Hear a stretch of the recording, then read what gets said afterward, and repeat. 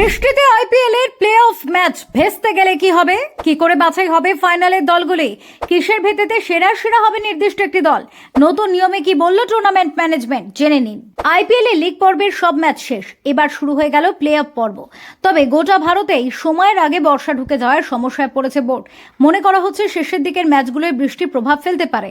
তাহলে কি হবে যদি প্লে অফের কোনো ম্যাচ বৃষ্টিতে ভেস্তে যায়? প্রথম কোয়ালিফায়ারে মুখোমুখি হয়েছে পাঞ্জাব কিংস ও রয়্যাল চ্যালেঞ্জার্স বেঙ্গালুরু। জয়ী দল সরাসরি চলে যাবে ফাইনালে। 30 মে এলিমিনেটরে মুখোমুখি হবে মুম্বাই ইন্ডিয়ান্স ও গুজরাট টাইটান্স। এই ম্যাচে যে দল হারবে তারা ছিটকে যাবে, আর যারা জিতবে তারা 1 জুন দ্বিতীয় কোয়ালিফায়ার খেলবে প্রথম কোয়ালিফায়ারে হেরে যাওয়া দলের বিরুদ্ধে। সবশেষে জয়ী দুই দল পৌঁছবে ফাইনালে, যা হবে আগামী 3 জুন। আইপিএল এর পরিবর্তিত সূচি অনুযায়ী কোয়ালিফায়ার 1 এবং এলিমিনেটর ম্যাচ রাখা হয়েছে নিউ চণ্ডীগড়ের মুল্লানপুরে।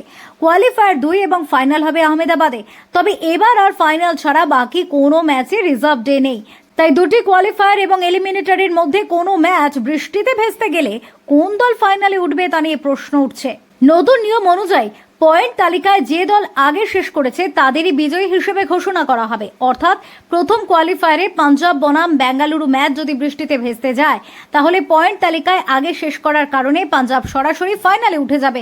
অন্যদিকে বেঙ্গালুরুকে দ্বিতীয় কোয়ালিফায়ার খেলতে হবে।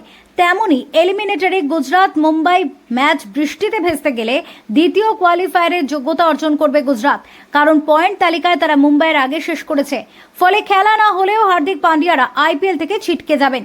এই একই নিয়ম প্রযোজ্য দ্বিতীয় কোয়ালিফায়ারের ক্ষেত্রেও, যদিও সেসব জায়গায় ম্যাচগুলি যেখানে রাখা হয়েছে কোনোদিনই সেখানে বৃষ্টির সম্ভাবনা নেই। তবে ফাইনালের ক্ষেত্রে বৃষ্টির সম্ভাবনার কারণেই পরের দিনটি রিজার্ভ ডে হিসেবে রাখা হয়েছে।